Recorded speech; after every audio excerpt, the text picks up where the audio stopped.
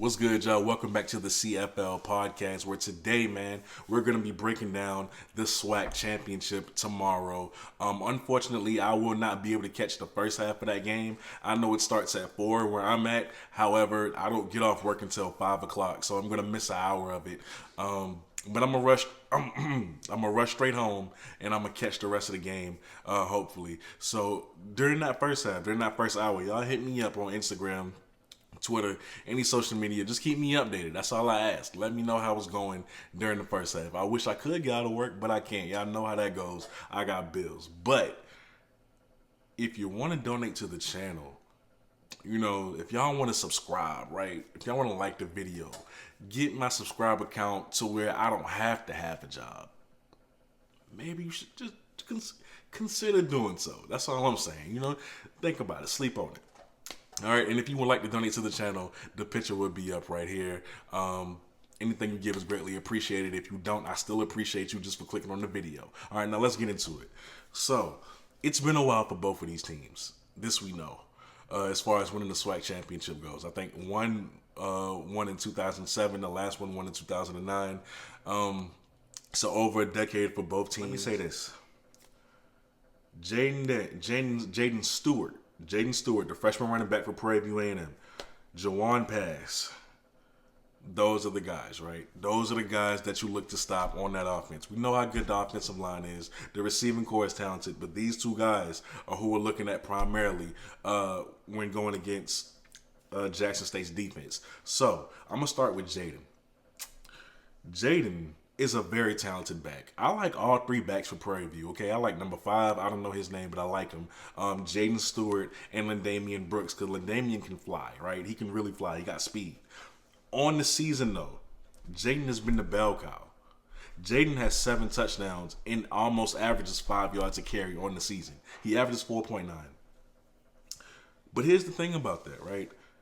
Versus Valley last week, he had 16 attempts for 49 yards. He didn't even get to 50 yards. And he averaged 3.1 yards a carry. He had 3 touchdowns, right? But they were close to the end zone at that point. If Valley can have that success versus Prairie View, I expect Jackson State's front seven to have just as much, if not more, success versus the run against Prairie View. I do. I'm confident in that stat. And if that wasn't even enough, right? In the red zone this year, Prairie View isn't good. They haven't been that well in the red zone.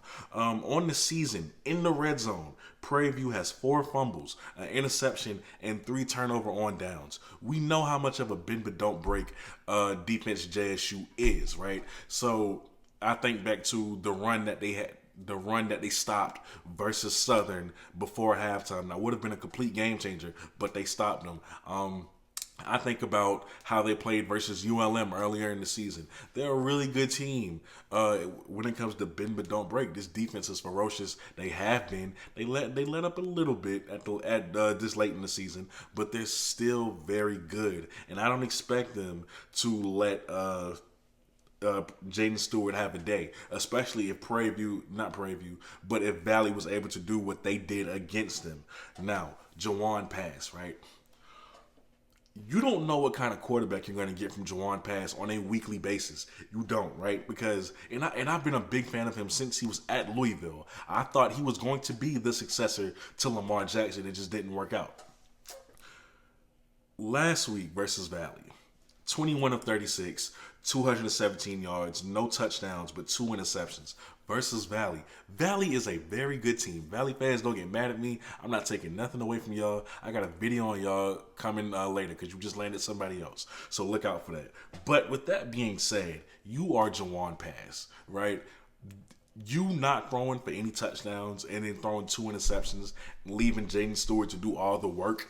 And even though you lost, just to get back, just to come back in that game, leaving Jaden Stewart to do all that work by himself, come on, bro. Come on. That's very uncharacteristic of you, right?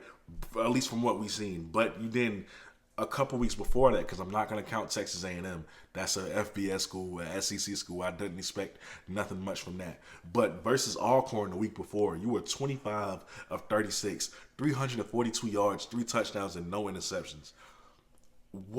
Why can't this be a consistent thing from you? Like what? Like you got to make up your mind whether you're gonna be good or bad. At this point, I don't even care which one it is, but we got to see. I need some sense of stability from you. So as far as the offense goes, right? Shador, he's gonna do what he's gonna do. He's efficient, takes care of the football, puts the ball where it needs to be. We know this. We know this about Shador. With that being said, how Prairie View is gonna have to game, because they know Jackson State doesn't have a run game. The only good rushing performance, a stellar rushing performance from Jackson State came against Texas Southern, who at that time was ranked last in rushing defense. So they know Jackson State does not have a run game. So the question becomes, how do you prepare for them? How do you game plan for them from a passing standpoint? Because you can't just zero in on Malachi and Keith Corbin. And if you think that they're going to burn you, right? Because here's the thing. At least five receivers on Jackson State has over 30 receptions for 300 yards on the season. Yes, you can try to take Keith Corbin out. You can try to take Malachi Wideman out. I wouldn't blame you for doing so. But you better make sure that Newman is taken care of, right? You better make sure that Lanier, because he can still get going at any point. Lanier is taken care of. You better make sure of that. There's too many guys in this receiving core for you to just zero in on one. Like it's just too much, right? So that's what Prairie View is going to have to do. They're going to have to find a way to try to stop that. But with JSU, I think that it's just too much. It's too much offensive talent at that point. I think JSU is confident because they've been doing this all season, not really getting the support from their run game like they would. So they're ready, right? Like they're taking shots now. Since TC Taylor has come on board, and they're confident to throw the ball against anybody. And it's not gonna be an easy thing because Prairie View has 2 DBs who are second team all SWAC who have just been named that. So it's not gonna be an easy thing, but it's one that JSU is more than likely up for the challenge for, and I think that they could be successful doing. So there's that, right? On top of that, offensive line protect Shador. Because there's one guy on that defensive line, right? I forget his name, but he has over 14 quarterback hurries on the season. I think he was also all SWAC as well. We know what he can do in the run game. But, I mean, the boy can get after the quarterback. The boy can get after the quarterback. And how JSU stops him, which I'm sure they will. I'm sure they'll game plan for him. But how they do it is gonna play a huge part in this game, right? Because let me say this, he's gonna have to tackle Shador. It's not enough to get in his face. Shador isn't fazed by that, so he's gonna have to get there. But he can definitely get there. So who you match him up against is important. Double him, do whatever you gotta do, but don't let that man escape, right? And for the defense, last but not least, for JSU's defense, play reckless, but channel that reckless abandonment. Okay? You break tackles, it's over with. If you leave Jawan, keep a spy on Jawan Pass. If you leave him unattended, a quarterback draw is going to end your momentum real quick because he's really fast. He's a gifted athlete, right? Who also has a big arm. So DBs, it's your time. Y'all probably been bored all season because the front seven getting to him. If the front seven ain't able to do so, tomorrow, y'all gonna finally have y'all opportunity. Too many people have been saying the front seven is the only good part about y'all. This is gonna be your opportunity to show that you are just as good if the front seven can't get pressure consistently. Because if they do, Jawan Pass is gonna get flustered, and it's gonna be game over real quick. It's not hard with Jawan Pass, and I've been watching him since he was at Louisville. I know this. It's not hard. It ain't hard. But if they don't get pressure, it's gonna be on y'all to finally show what y'all can do, right? And their offensive line really does work well together. So the defensive line has to be on their bully stuff as well. You got to frustrate them, get nasty, show them where you come from. Y'all got like Antoine, Catron's a freshman. McCoy, show them why y'all come from the FBS level. Show them.